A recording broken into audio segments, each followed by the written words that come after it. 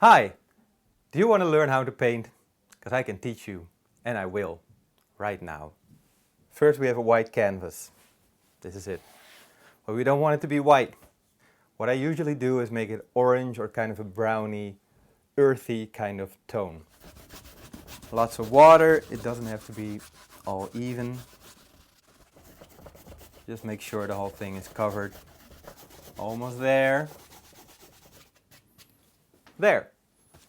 So for this I use this brush, just an old one, thing, bigger, look. Now we're gonna have to wait for it to dry. So it's not dry yet.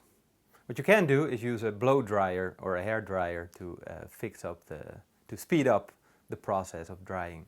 If you have a hair dryer, which I don't, which would be great.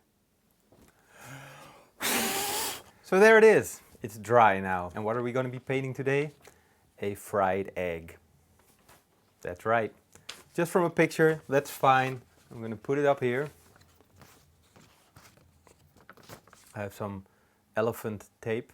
It's called elephant tape because it has elephants on it. It's not for taping elephants or something. There we go. There's a few things we need to know. In acrylic paint we're going to be painting in layers. So we're going to start out dark and then move up towards the light in several layers. And I'm going to show you right now how that works. So what we want to do is see which one is kind of the darkest spot in this area. I think it's over here. This will be the lightest. This is the darkest. So we're going to try to make this color. So you might be wondering why I'm wearing a different shirt. It's because I got paint on my good shirt. Yes, that was my good shirt. Why am I going to paint in my good shirt, you think? I don't know. Usually it doesn't happen. But if you want to save your clothes, wear something old. Probably a good idea. Okay, so I have my color. It's kind of darkish, brownish a little bit. This is obviously a very specific shape right there. So we're going to start with that one. What I'm not going to do is try to draw a circle. This is painting, so I'm going to make the shape of this. Add some water. Definitely doesn't have to be all even. Somewhere here the orange comes shining through.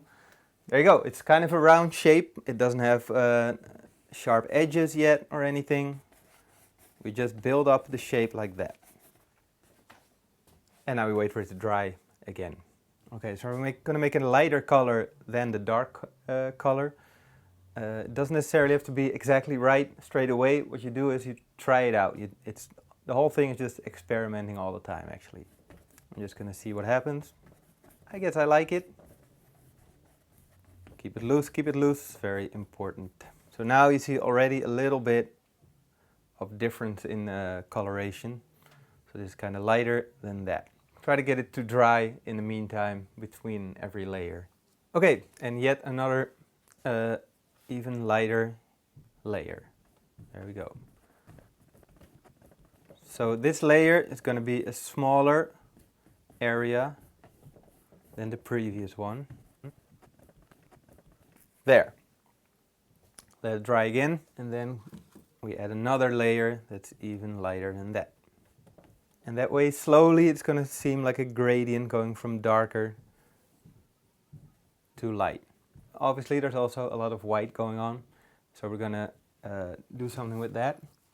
Didn't go for full white because it's just better to not do that. This is important, an interesting thing to learn. You see all these edges here are kind of like raggedy edges. And just to make the surrounding of the whiteness, we can also kind of shape these, make these into a better shape. But when I go like this,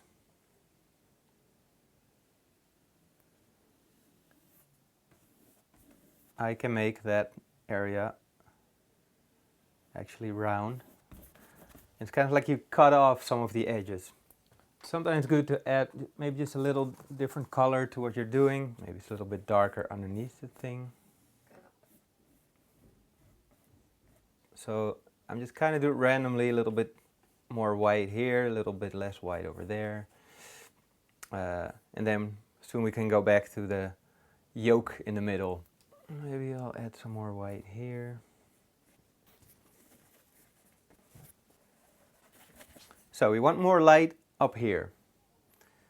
It's kind of dark down here, so this needs to be more light. So I added some more yellow. And it's always just trying out.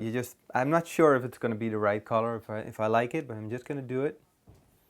If it's not good, we'll go over it later on. Yeah, that's starting to get somewhere. All right, so it obviously needs more light up top. If you look at that and this, I'm going to add more yellow. Again, what I'm exactly mixing, you have to kind of figure it out for yourself also. Just make something that's lighter than the layer below it. So that's pretty light. Try to keep it loose, all your brush strokes. That's pretty good. And now we're kind of getting the idea of a sphere shape. But now I think there's a little bit too big of a difference between that lighter part and this darker part. I'm going to make something that's kind of in between. Maybe that needs to be tied together a little bit.